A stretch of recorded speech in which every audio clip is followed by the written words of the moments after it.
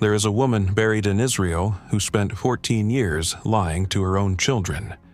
Not because she did not love them, because loving them was the only way to keep them alive. Her name was Shulamit Cohen Kishik, and for more than a decade, the Mossad hid one of its most valuable intelligence assets behind the most unbreakable cover ever devised: a kitchen apron, a dining table, and 5 children who had no idea their mother disappeared every night into a war they could not see. Most intelligence agencies build legends. They fabricate names, forge passports, invent entire biographies designed to survive interrogation. They train operatives to become someone else. Shulamit did not need any of that. She was already someone else. She was a mother. And in Beirut in the 1940s, no one on earth would suspect a mother running covert operations for a foreign intelligence service. Not the Lebanese military, not Syrian agents, not the Soviet operatives who moved through the city like shadows. They looked right at her and saw exactly what she wanted them to see: a woman folding laundry. But the cover that made her untouchable also made her trapped. Because Shulamit was not playing a character. She was living a real life. And the moment that life showed even a single crack, there would be no extraction team, no backup identity, no second chance, just a military tribunal and a rope. She was born in 1917 in Buenos Aires, Argentina. Her family was Jewish, working class, and struggling. When their small business collapsed, they packed everything and moved to Jerusalem in 1924. Shulamit grew up in the narrow streets of the old city, speaking Hebrew at home and picking up Arabic from the merchants and neighbors around her. She was sharp, she was observant, and she learned early that the fastest way to understand a room was to be the person no one in that room was watching. At 19, she married Yosef Cohen Kishik. He was older, a fabric merchant from a well-known Lebanese Jewish family who had traveled to Jerusalem looking for a bride from the Holy City. The marriage was arranged quickly. Within weeks, Shulamit left the only country she had ever known and moved to Beirut with a man she barely understood, into a society she had never seen. Beirut in 1936 was not the war zone it would later become. It was cosmopolitan, layered, and deeply political.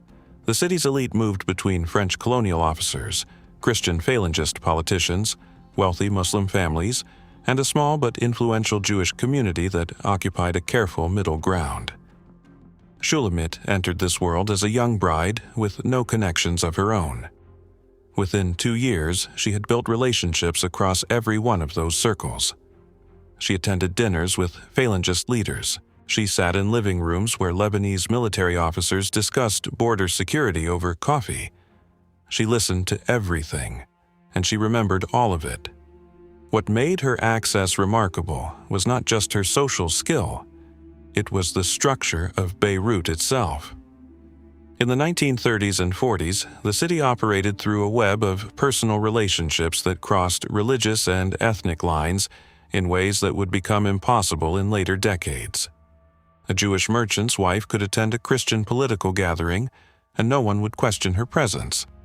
She could sit at a table with a Syrian diplomat's wife and exchange pleasantries while their husbands discussed matters of state in the next room. The social world was porous, and Shulamit moved through every opening it offered. But she was not yet a spy, she was a housewife. She knitted, she embroidered. She cooked elaborate Lebanese meals for her husband's business associates. She bore children one after another. Yafa came first, then Abraham, then Meir, then Arlet, then Itzhak, then Carmela, then David. 7 children in a house that never stopped moving. 7 reasons for Shulamit to be exactly where she was, doing exactly what she appeared to be doing at every hour of the day. The moment that changed everything came in late 1947. Shulamit was attending a social gathering at the home of a prominent Lebanese political figure. The room was full of men she recognized: military planners, political operatives, regional power brokers. The women were expected to socialize separately, to talk about domestic things, to leave the serious conversations to the men in the back rooms. Shulamit did not stay in the front room.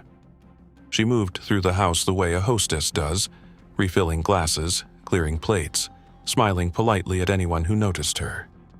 And in the process, she overheard a conversation that stopped her cold. Arab military leaders were discussing a coordinated attack on the Jewish settlements in Palestine.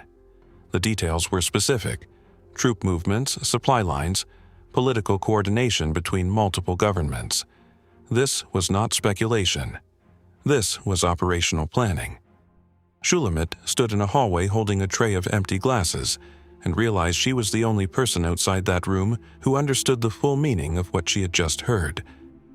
Thousands of Jewish lives depended on that information reaching the right hands, and she had no way to send it. She could not use a telephone. The lines were monitored. She could not send a letter through the Lebanese postal system. It would be opened and read before it crossed any border. She could not travel to Israel herself without abandoning her children and raising immediate suspicion from her husband, her neighbors, and every intelligence service operating in Beirut. So, she did something that belongs more to a 19th century novel than to modern espionage. She wrote the intelligence report using invisible ink, sealed it inside an ordinary envelope, and smuggled it across the border to a Haganah outpost in Medela through a chain of contacts she had quietly built over the previous year. Contacts no one knew she had. Contacts she had never told her husband about. That letter landed on the desk of Shea, the Haganah's intelligence arm, the predecessor to what would become the Mossad. The analysts who read it did not focus on the intelligence itself, although it was valuable. They focused on the source. A Jewish woman living in the heart of Beirut, fluent in Arabic, embedded in the highest social circles of Lebanese politics and military planning, with a domestic cover so complete that even her own family did not know what she was doing. They had never seen an asset like her. They reached back through the same contact chain and made an offer. Shulamit accepted. She was now a spy, but not the kind anyone would recognize. She had no training, no handler waiting in a Beirut cafe, no dead drops or coded radio frequencies. She had a kitchen, 7 children, and a secret that would grow heavier with every year she carried it. And the first person she would have to deceive was not a Lebanese intelligence officer or a Syrian military attaché. It was her own husband, sleeping beside her every night in a home that had just become the most important safe house in the Middle East. The question she could not answer then, and would not be able to answer for 14 years, was simple. How long can you lie to everyone you love before the lie becomes the only thing that is real? By 1949, Shulamit had been feeding intelligence to Israel for nearly 2 years. The new state had survived its war of independence. The Haganah had dissolved into the Israeli Defense Forces, and Shea, the informal intelligence network that had first recruited her, had been absorbed into a new organization that would eventually be known as the Mossad. Shulamit's handlers changed. Her mission did not. She was still the woman in the kitchen, still the mother at the school gates, still the polite guest at political dinners where Lebanese and Syrian officials spoke too freely in front of the wives they assumed were not listening. But the operation around her was growing in ways she had not anticipated and could not fully control. That same year, Shulamit made a decision that reshaped the architecture of her cover permanently. She sent her 2 eldest children, Yafa and Abraham, to Israel. The region was growing more volatile. The 1948 war had hardened attitudes toward Jews across the Arab world, and Shulamit could feel the ground shifting beneath her. She told her neighbors and her community that the children were going to study, that it was temporary, that they would return. They did not return. 5 children remained with her in Beirut: Mir, Arlette, Itzhak, Carmela, and David. These 5 became the operational frame of her cover for the next 12 years. 5 children at the dinner table. 5 sets of school uniforms to press. 5 reasons to be home, to be visible, to be exactly the kind of woman no intelligence service would ever look at twice. The Mossad did not design this. Shulamit did. She understood, instinctively, that the cover had to breathe. It had to feel lived in. And 5 children living under one roof with a devoted mother was the most lived-in cover in the world. Israel was now asking her to do more than listen. Jewish communities across the Arab world were collapsing. In Iraq, Syria, Egypt, and Lebanon itself, Jewish families faced property seizures, arbitrary detention, mob violence, and laws designed to make daily life impossible. Thousands needed to get out, and the Mossad needed someone on the ground in Beirut who could receive these families, hide them, and move them across hostile borders to safety. Shulamit's home became the center of that network. Families arrived in the middle of the night, sometimes entire households, sometimes a single child traveling alone. She fed them, gave them clean clothes, and kept them hidden in rooms throughout the house while she arranged transport south through Tyre and Sidon or north toward the mountain crossing at Metula. The routes shifted constantly. One week a particular checkpoint would be unmanned. The next week it would be crawling with Lebanese army patrols.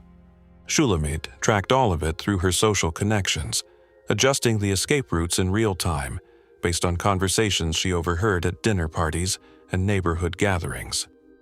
The logistics alone would have overwhelmed a trained intelligence officer with a support team. Shulamit had neither. She managed the timing of arrivals to avoid clustering too many strangers in one building on the same night. She staggered departures so that no single border crossing would process an unusual number of travelers in a short window. She memorized the rotation schedules of Lebanese army units posted along the southern highways, information she gathered not from classified sources but from the wives and mothers of the soldiers themselves, women who mentioned their husbands' postings over afternoon tea without any awareness of what they were giving away. The scale of this operation is difficult to comprehend. She was not moving one family at a time. She was processing dozens, sometimes simultaneously, while continuing to maintain a household with 5 children, a husband, and a social calendar that could not show a single disruption without generating questions. And the questions were already beginning. Her neighbors noticed the traffic.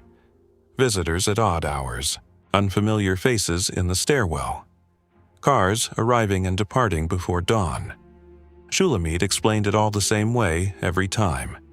Family obligations, relatives from the south, a cousin passing through on business. The excuses held because they were ordinary. No one interrogates a mother about house guests, but each excuse was a thread, and the threads were accumulating into something that could eventually be pulled. Her children noticed too, not the smuggling itself. Children do not understand logistics, but they understood atmosphere. They felt the tension when their mother locked the bedroom door in the middle of the afternoon. They saw strangers sitting in the living room who were never introduced by name. They heard whispered conversations that stopped the moment a child walked into the room. Her son, Meir, now the eldest in the house, began asking questions that Shulamit could not safely answer. Where did those people go? Why were they here? Why does the house feel different at night? She deflected every question. She changed the subject. She made it boring. That is the most effective form of domestic deception.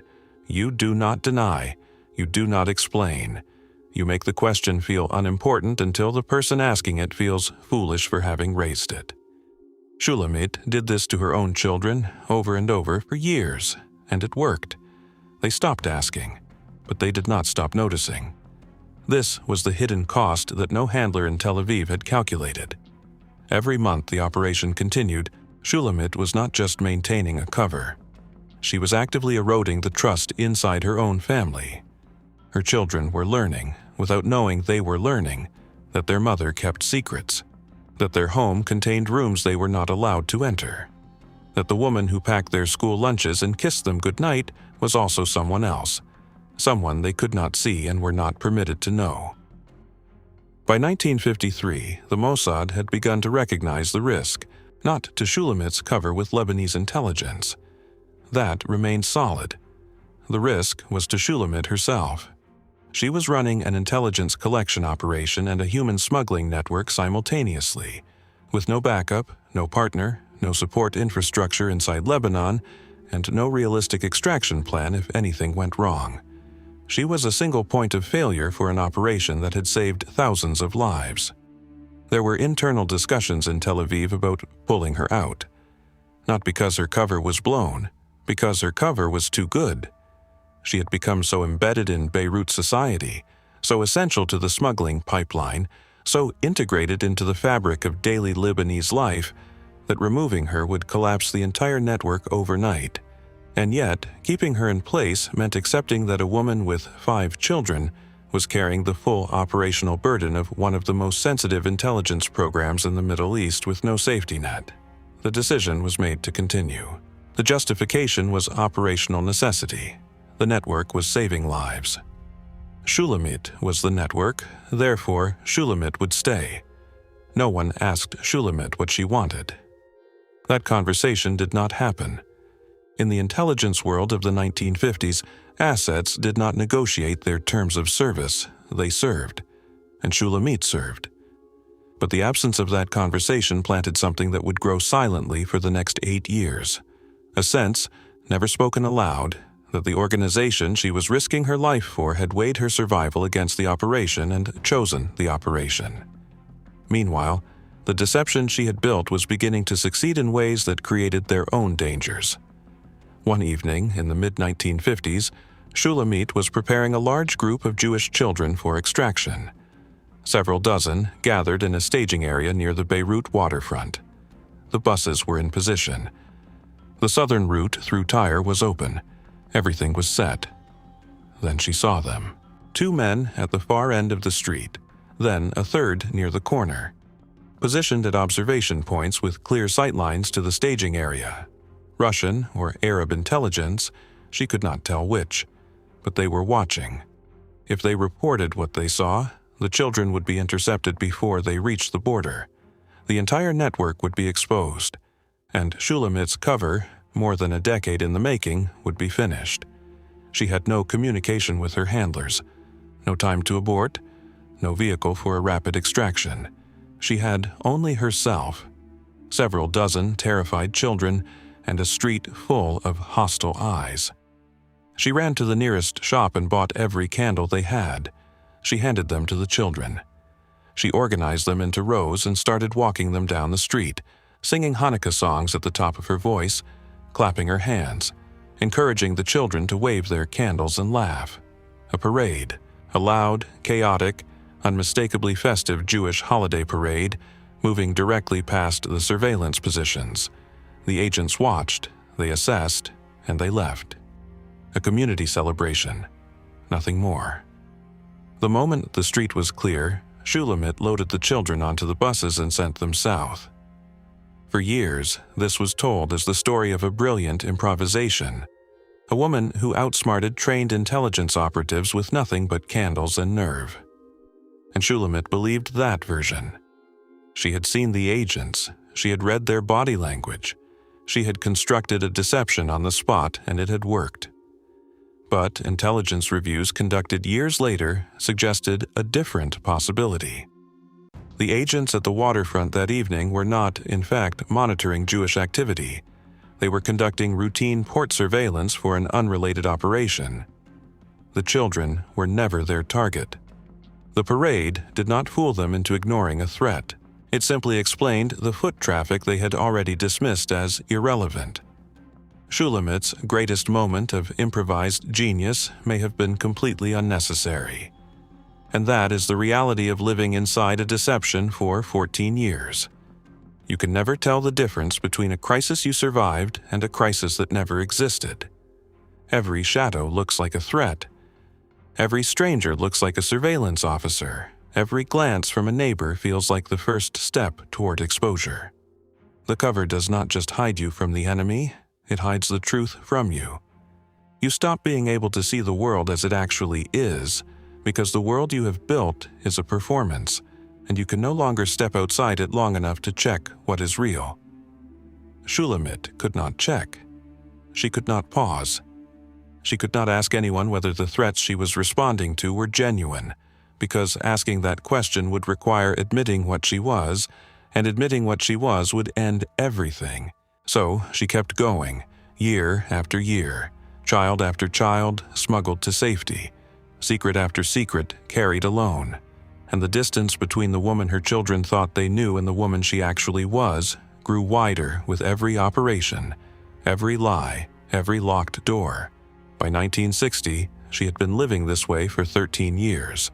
The Mossad still had no plan to bring her home, and the single thread that would eventually unravel everything was not a betrayal, not a surveillance breakthrough, not a decoded transmission. It was something far smaller and far more mundane. Something that should never have happened. Something a passport clerk did without thinking, in a government office on an ordinary afternoon. In 1961, Shulamit traveled from Beirut to Israel through Turkey. She had made this journey before. The route was indirect by design. Beirut to Istanbul by commercial flight.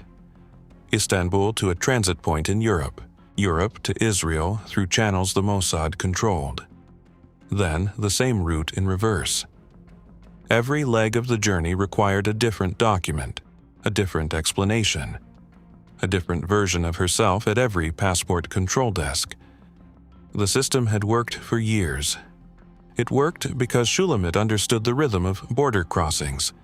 She knew which questions customs officers asked and which answers made them stop caring. She knew how to dress for each airport, how to adjust her posture and her tone depending on the nationality of the officer checking her papers. She had done this so many times that the performance had become automatic. She no longer had to think about it. And that was the problem. On the return leg from Israel, passing through Turkish passport control, a clerk stamped her travel document. This happened at every crossing. A routine entry stamp, unremarkable and expected. But this time, the clerk used the wrong stamp. An Israeli entry seal, pressed directly into the passport of a woman whose entire existence depended on no one knowing she had ever been to Israel. Shulamit did not notice it immediately. The stamp was small.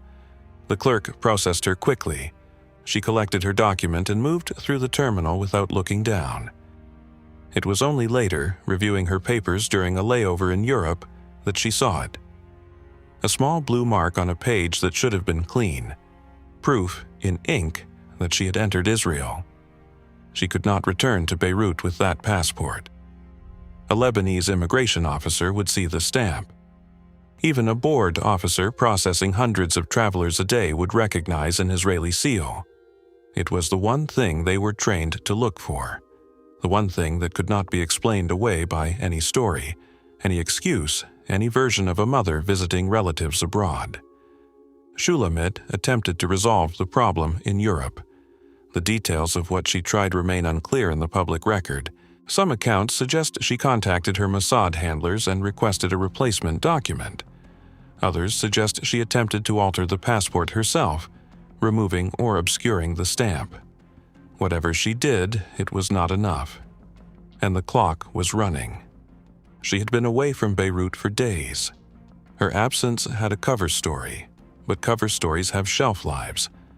The longer she stayed away, the more her husband would wonder, the more her neighbors would talk, the more the careful architecture of her normal life would begin to show cracks. She made the decision to return. This was not courage, it was calculation. Staying in Europe meant abandoning her children, her husband, and the network she had spent 14 years building. The Mossad could not extract 5 children from Beirut on short notice. Her family would be left behind, exposed, and almost certainly interrogated about a mother who had suddenly vanished. Running meant saving herself and destroying everyone she loved. So, she flew back to Beirut. For the first 48 hours, nothing happened. She cleared Lebanese immigration. The officer looked at her passport, flipped through the pages, and waved her through. Shulamit walked out of the airport, took a taxi home, and resumed her life. She cooked dinner. She checked on the children. She sat at the kitchen table and felt, for one brief and disorienting moment, that she had gotten away with it. She had not.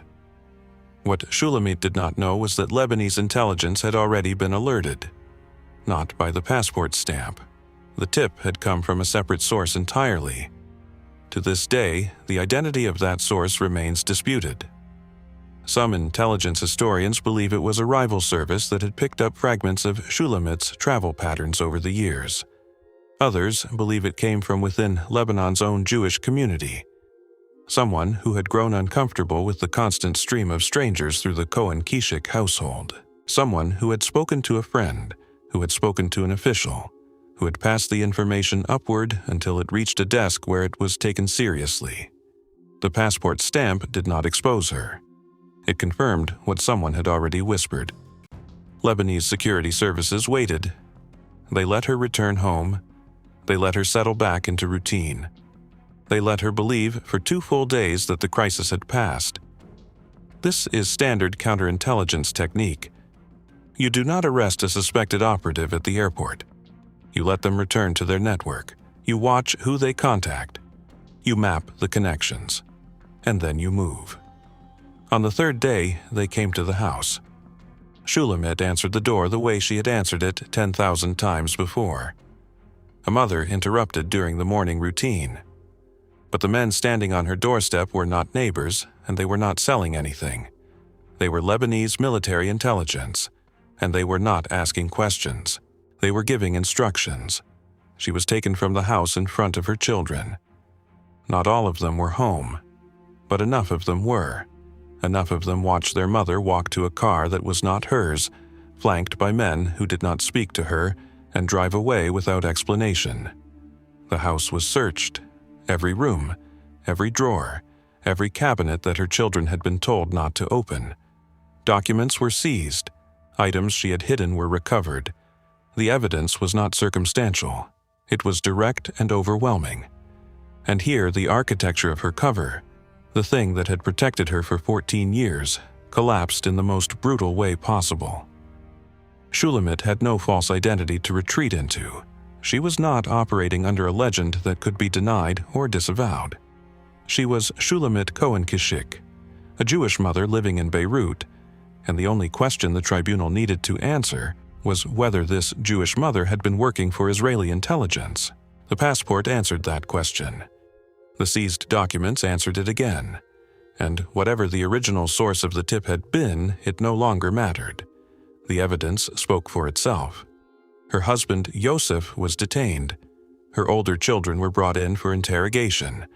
The authorities accused them of being complicit, of knowing what their mother had been doing, of participating in the smuggling operations that had moved thousands of Jews out of Lebanon over the previous decade. Whether they had known is a question the family has never answered publicly. Her son, Yitzhak, insisted years later that he had no idea about her secret activities, that she was simply present when he went to sleep and present when he woke up. But some of the older children had lived through more years of locked doors and unexplained visitors. What they knew, what they suspected, what they chose not to see, remains inside the family. The military tribunal moved quickly. The charges were espionage on behalf of a hostile foreign state. The evidence was conclusive. The sentence was death. Shulamit stood in a Lebanese military courtroom and heard the word spoken aloud. Death. She had been caught with evidence that could not be disputed. She had been operating in a country that had executed spies before and would do so again. The Mossad had no diplomatic channel to Lebanon. Israel and Lebanon were formally at war. There was no mechanism for negotiation, no back channel for a quiet deal, no leverage that could be applied without making the situation worse. On appeal, the sentence was reduced to a long prison term. The reasons for the reduction are not entirely clear. Some analysts credit diplomatic pressure applied indirectly through third-party governments. Others suggest that Lebanon calculated a living prisoner was more useful than a dead one, a bargaining chip to be held until the right moment arrived. Shulamit did not know which interpretation was correct. She only knew that she was alive, that she was going to prison, and that her children were somewhere outside those walls trying to understand what had just happened to their family. The prison years did not begin with interrogation. They began with silence. Shulamit was placed in a cell and left alone. No questions, no visits, no information about her children or her husband. The Lebanese authorities understood something fundamental about breaking a person who has lived inside a secret for 14 years. You do not start by demanding answers. You start by removing the only thing that kept them going: connection. For the first weeks, Shulamit did not know if her children were safe. She did not know if Yosef had been released or was sitting in a cell somewhere in the same building. She did not know if the smuggling network had been dismantled or if others had been arrested because of her. Every door that opened could be the moment they brought her a name. Someone she had helped. Someone who had been caught because of documents found in her house. Someone whose life she had ended by getting caught. The interrogations, when they finally came, were not conversations. They were sessions designed to extract information through pain. Her fingernails were pulled. She was beaten across the face and body with enough precision to cause maximum suffering without killing her. Electrical shocks were applied to her hands and feet. Over the course of months, she lost sight in one eye. The damage was permanent. Her guards understood who she was and what she had done. They reminded her constantly. They compared her to Eli Cohen, the Israeli spy who had been hanged publicly in Damascus in 1965. Cohen's execution had sent a message to every Israeli operative in the Arab world. You will not be exchanged. You will not be rescued. You will be made into an example. The guards described his death in detail. They told Shulamit her fate would be the same, that her appeal had only delayed the inevitable, that one day she would be taken from her cell and would not return. Whether they believed this or were simply using it as a psychological weapon did not matter. The effect was the same. Every morning she woke up not knowing if this was the day. Shulamit gave them nothing. No names, no routes, no details of the network she had built over 14 years. The Mossad's records on this point are consistent. She did not break under torture. She did not trade information for relief. She protected every person who had ever worked with her, every family she had smuggled across the border, every contact in the chain that connected her kitchen in Beirut to the intelligence desks in Tel Aviv. But the cost of that silence was not just physical. It was the final and most complete act of deception in a life defined by deception. She was not just hiding information from her captors. She was hiding her own destruction from herself. She prayed constantly. She fasted twice a week. She recited psalms from memory in a cell where no one could hear her. She told herself that her suffering had meaning because the people she had saved were alive. She constructed a narrative of purpose around her own torture because the alternative was to accept that she had been abandoned. And in a sense, she had been. The Mossad had no mechanism to reach her. Israel and Lebanon had no diplomatic relations. There was no embassy to file a protest, no back channel to negotiate a transfer, no covert operation that could extract a prisoner from a Lebanese military facility without triggering a wider conflict. Shulamit was beyond rescue. The same organization that had asked her to stay in Beirut year after year, that had weighed her safety against the operation and chosen the operation, now had no way to bring her home. Her children, meanwhile, were living through their own version of the fallout. Those who had been interrogated and released were carrying the weight of public exposure. In Beirut's tight-knit community, everyone knew what had happened. The Cohen-Kishik family was now the family of a convicted spy. Social connections dissolved. Business relationships ended. The fabric of daily life that Shulamit had spent 2 decades weaving was torn apart in a matter of days. The 2 children she had sent to Israel years earlier were safe, but severed. They had grown up in a different country, under different names in some respects, building lives that did not include the mother who had sent them away for their own protection. They knew she was in prison. They could do nothing about it. The distance Shulamit had created to protect them had become a permanent separation that no letter, no message, no prayer could bridge. The 5 who had remained were not safe and not severed. They were still in Beirut when their mother was arrested. They watched the aftermath unfold from inside it. These were the 5 children who had been her cover, her shield, her daily performance of normalcy. And now every element of that performance was being examined, questioned, and dismantled by the same community that had once accepted it without a second thought. The family she had built as a cover had become the family that paid the price for that cover. Every decision she had made to protect the operation had also been a decision that exposed her children to risk. Keeping them in the dark had shielded them from complicity but also from preparation. They had no warning, no explanation, no framework for understanding why their mother was gone and why the world they knew had suddenly turned hostile. 6 years passed. Shulamit endured. The cell did not change, the guards did not soften. The pain did not become easier to carry. She simply carried it. She marked the Jewish holidays alone in her cell, whispering prayers she had once sung aloud in a house full of children. She kept count of the years by the shifting light through a narrow window. She thought about her children constantly and wondered whether they thought about her, or whether they had already begun the long process of rewriting their memories to accommodate the stranger their mother had turned out to be. Then, in June of 1967, Israel fought the Six-Day War. In less than a week, the Israeli military achieved a decisive victory that reshaped the balance of power across the entire region. The war gave Israel something it had not possessed during all the years of Shulamit's imprisonment: leverage, prisoners, captured territory, bargaining chips that could be placed on the table in negotiations that Lebanon could not afford to walk away from. Shulamit Cohen-Kishik was included in a prisoner exchange. She and her remaining family members were transported out of Lebanon and airlifted to Israel through Cyprus.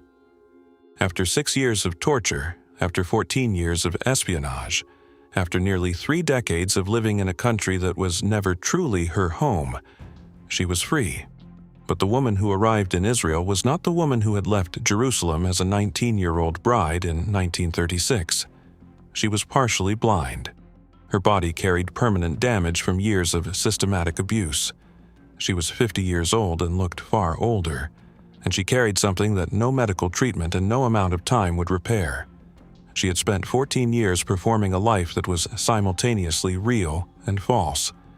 Every meal she cooked had nourished her children and sustained her cover. Every school event she attended had been an act of motherhood and an act of espionage. Every night she locked the bedroom door. She was both protecting her family from knowledge that could kill them and isolating herself inside a loneliness that no one around her could see. Her children grew up inside that performance without knowing it existed. Their memories of childhood, the warm evenings, the holiday meals, the sound of their mother's voice singing them to sleep, all of those memories are genuine. And all of them are part of an intelligence operation. The two cannot be separated. They were never separate to begin with. Her son, Yitzhak, said years later that he realized he had grown up in the shadow of something much bigger, stronger, and more dangerous than anything he had understood as a child. He did not say this with pride. He said it with the quiet bewilderment of a man still trying to reconcile the mother who made his sandwiches with the operative who smuggled families across borders in the dark. Shulamit lived the rest of her life in Israel. She volunteered. She spoke when asked. She was recognized by the state for her service, but she never pursued public attention, and the full scope of what she had accomplished remained largely unknown for decades. The intelligence community acknowledged her contribution. The public, for the most part, did not know her name. She had spent 14 years being invisible in Beirut, and in a different way, she remained invisible in Israel. The skills that had kept her alive were the same skills that kept her story buried.